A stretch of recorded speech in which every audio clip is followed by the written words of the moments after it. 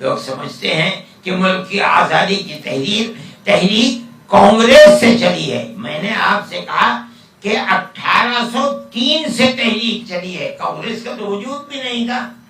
کانگریس کا تو سب سے پہلا جلسہ 28 دسمبر سن 88 کے اندر 28 دسمبر سن 1985 میں مسٹر بنرجی کی صدارت کے اندر بمبئی میں کانگریس کا پہلا جلسہ ہوا ہے، جس میں اس کے مقاصد نمبر 3 کے اندر بتایا گیا ایسے حالات کی اصلاح و ترمیم کرانا جو ہندوستان کے لیے نقصان کا باعث اور غیر منصفانہ ہو. اور اس کے بعد لکھتے ہیں اور ہندوستان اور انگلستان میں اتحاد و یگانگت کو استوار کرانا، تاکہ ملکہ برطانیہ اور ہندوستان کی جو پرجا ہے ان کے درمیان میں یہ جو سن 30 سے 1803 سے لے کر کے بغاوت اور 1857 کے اندر انگریز سے بغاوت شروع ہوئی، جو ملکہ برطانیہ کی گورنمنٹ اور ہندوستان کے سلسلے میں غلط فہمیاں پیدا ہوئی ہیں، ان غلط فہمیوں کو دور کرانا ہے. کانگریس کا ابتدائی مقصد ملک کی آزادی نہیں تھی، لیکن علماء 1803 سے اپنے اسی مقصد کے لیے چل رہے ہیں. یہ مقصد کیسا تھا؟ میں یہ چاہتا ہوں اپنی بات کو ختم کرنے سے پہلے میں رولٹ کمشنر کی جو رپورٹ تھی اس رپورٹ کو آپ کے سامنے پیش کروں. یہ پتہ چلے گا کہ علماء نے کس طرح ملک کی آزادی کے لیے کام کیا ہے. رولٹ کمیٹی رپورٹ کے پیرا نمبر 164 میں درج ہے اگست 1916 میں ریشمی خطوط کے واقعات کا انکشاف ہوا اور حکومت کو اس سازش کا پتہ چلا. یہ ایک منصوبہ تھا جو ہندوستان میں اس خیال سے تجویز کیا گیا تھا کہ ایک طرف شمال مغربی سرحدات پر گڑبڑ پیدا کرے اور دوسری طرف ہندوستانی مسلمانوں کی شورش سے اسے تقویت دے کر کے برطانوی راج کو ختم کرے. اس منصوبے کو مضبوط کرنے اور عمل میں لانے کے لیے مولوی عبید اللہ ایک شخص نے اپنے 3 ساتھیوں عبداللہ، فتح محمد اور محمد علی کے ساتھ اگست 1915 میں شمال مغربی سرحد کو پار کیا. عبید اللہ پہلے سکھ تھا، بعد میں مسلمان ہوا اور دیوبند ضلع سہارنپور کے مذہبی مدرسے یعنی دارالعلوم دیوبند میں تعلیم حاصل کر کے مولوی بنا. وہاں اس نے اپنے باغیانہ اور برطانیہ کے خلاف خیالات کا زہر چند مدرسین اور طلبہ میں بھی پھیلا دیا. جن لوگوں پر اس نے اپنا اثر ڈالا ان میں سب سے بڑی شخصیت مولانا محمود حسن کی تھی، جو مدتوں تک درسگاہ دیوبند کے صدر مدرس رہے. یہ غلط ہے، ان کی رپورٹ غلط ہے. عبید اللہ سندھی نے اللہ حضرت شیخ الہند پر اثر نہیں ڈالا. شیخ الہند تو مجاز ہیں مولانا مہاجر مکی کے، جنہوں نے سن 1857 کے اندر انگریز کے توپ خانے کو چھینا تھا. اسی وقت حضرت گنگوہی ان کے شاگرد ہیں. مولانا شیخ الہند کے استاد حضرت نانوتوی ہیں. ان سب کے سب نے شیخ الہند کے ذہن کو ہندوستان کی غلامی کی زنجیریں توڑنے کے لیے تیار کیا. عبید اللہ تو ان کے شاگرد تھے، مگر یہ کہتے ہیں کہ عبید اللہ نے اثر ڈالا. عبید اللہ چاہتا تھا کہ دیوبند کے مشہور و معروف فاروق تحصیل مولویوں کے ذریعے ہندوستان میں برطانیہ کے خلاف ایک عالمگیر ایک دوسرے خط کے ساتھ جو 8 رمضان 9 جولائی 1916 کو محمد بن انصاری نے لکھا تھا ملا کر ایک لفافے میں شیخ عبد الرحیم کے پاس حیدرآباد سندھ بھیجا گیا. شیخ عبد الرحیم تب سے غائب ہے. لفافے پر ایک تحریر تھی جس میں شیخ عبد الرحیم سے یہ درخواست کی گئی تھی کہ یہ خطوط کسی قابل اعتماد حاجی کے ذریعے مولانا محمود حسن صاحب کے پاس مکہ معظمہ پہنچائے جائیں، اور اگر کوئی دوسرا قابل اعتماد حاجی نہ مل سکے تو شیخ صاحب خود ہی خدمت سر انجام دیں.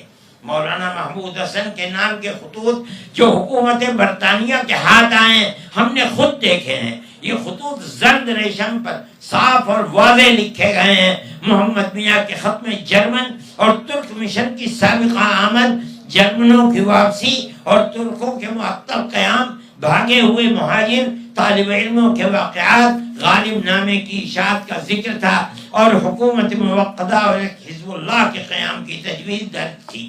میں یہ کہتا ہوں کہ وہ مولوی جو بوریوں کے اوپر بیٹھ کر پڑھنے والے تھے، اس ملک کی آزادی کے لیے پوری دنیا میں امریکہ، جاپان، جرمنی اور ایک تحریک چلا رہے ہیں. میں اگر اس کو آگے پڑھوں تو آپ کو سن کر کے حیرت ہوگی کہ ان مولویوں نے ملک کی آزادی اور غلامی کی زنجیر کو توڑنے کے لیے کس طرح کام کیا ہے.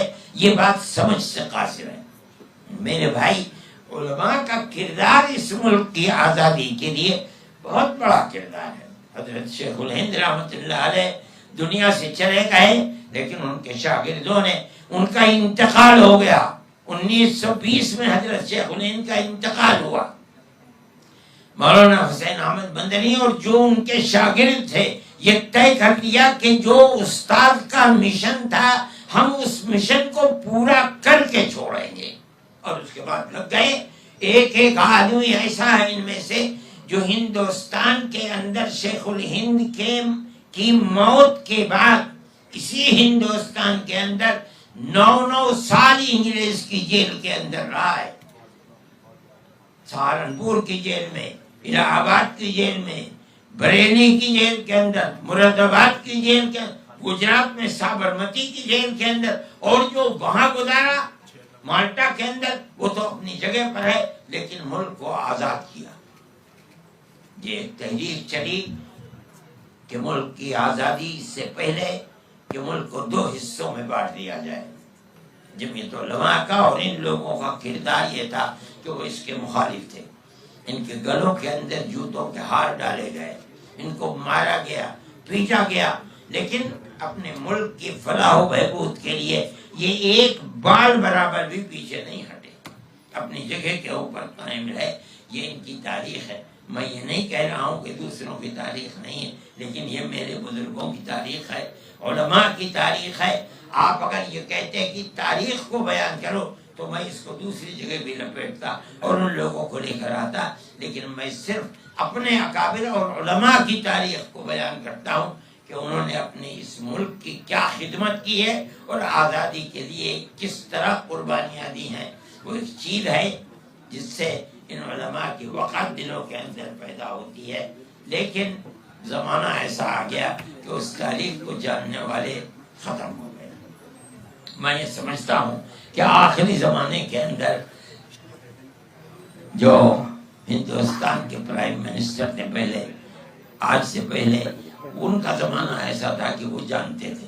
میں ان کے پاس جامعہ ملیہ اسلامیہ کے اقلیتی کردار کے بارے میں گیا ایک وقت. وہ ایک قصہ ہے. میں گیا اس وقت، ایک صاحب ہیں جو کام کر رہے ہیں، میرے بھی ان سے تعلقات ہیں، بوڑھے آدمی، وہ وزیر تعلیم تھے. میں نے یہ صدیقی صاحب جو ہیں، یہ پارلیمنٹ کی طرف سے اقلیتی کردار دینے کے لیے ان کو ذمہ داری دی گئی تھی. میں نے ان سے کہا یہ بات، اور انہوں نے مجھے دیا اور یہ کہا کہ یہ ایک تحریک اس طرح کی چلنی چاہیے، اور میں اس کو لے کر کے گیا. میں نے ان سے کہا، لیکن انہوں نے مجھے ٹکا سا جواب دے دیا. تو پھر میں لے کر کے منموہن سنگھ جی کے پاس پہنچا. میں نے یہ کہا کہ میں نہ آتا، آپ سے میرا کوئی تعلق نہیں ہے، لیکن جامعہ ملیہ اسلامیہ کو شیخ الہند نے اس کی بنیاد رکھی ہے. یعنی میں جانتا ہوں کہ بنیاد اس کی علی گڑھ میں رکھی گئی تھی، اور پھر اس کے بعد یہ دلی میں آیا. تو کیا کہنا چاہتے ہیں؟ میں نے کہا میں یہ کہنا چاہتا ہوں، جب آپ جانتے ہیں اور اس کا رجسٹرڈ نام جامعہ ملیہ اسلامیہ ہے تو اس کو اقلیتی کردار کیوں نہیں دیا؟ بالکل دینا چاہیے. ٹھیک ہے. میں نے کہا کہ اگر کوئی اور کہتا تو میں نہ مانتا، لیکن میں ان صاحب کے پاس گیا جو وزیر تعلیم ہیں آپ کے، انہوں نے مجھ سے کہا کہ جس چیز کا میں مخالف 20-25 سال سے ہوں، میں کیسے اس کی تائید کر دوں گا؟ تو وہاں سے نہ رہیے، کہا اچھا دیکھیے کیا ہوتا ہے، ٹھیک ہے۔ انہوں نے کہا یہ، میں اس کے بعد چلا آیا، تو یہ مجھے بعد میں پتہ چلا کہ وہ رات میں سونیا جی کے پاس گئے اور ان سے جا کر کہا کہ یہ صورتحال ہے۔ سونیا جی نے ان کے پاس لکھا کہ اقلیتی کردار کے لیے یہ کام کرو اس کے، تو پھر تو کچھ کر نہیں سکتے، مگر انہوں نے خود نہیں کیا، بلکہ ایک دوسرے وزیر تھے، مسلمان تھے، ان کو انہوں نے دیا کہ آپ اس کا جواب دیجیے۔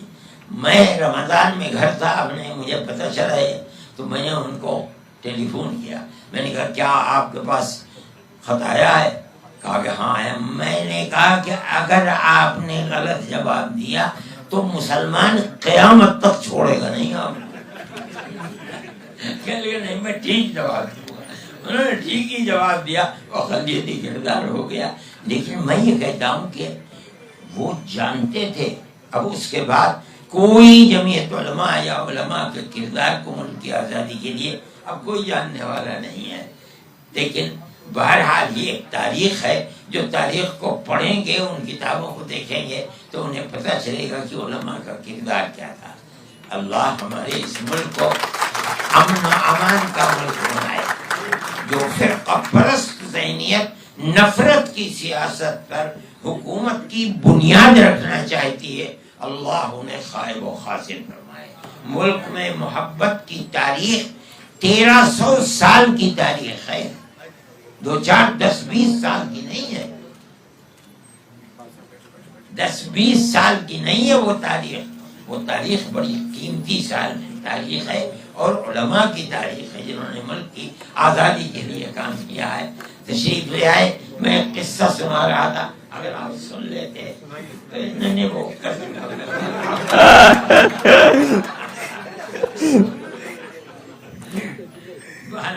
میں خوش ہوں کہ یہ بات ہوئی، اور میں نے اپنے ٹوٹی پھوٹی زبان کے اندر جو کہنا چاہیے تھا وہ میں نے کہہ دیا۔ اللہ اس ملک کو قائم و دائم رکھے، رہنے والوں کے دلوں میں ایک دوسرے کی اللہ محبت پیدا فرمائے، شرور و فتن سے محفوظ رکھے، امن و امان ملک میں قائم فرمائے۔ وآخر دعوانا ان الحمد للہ رب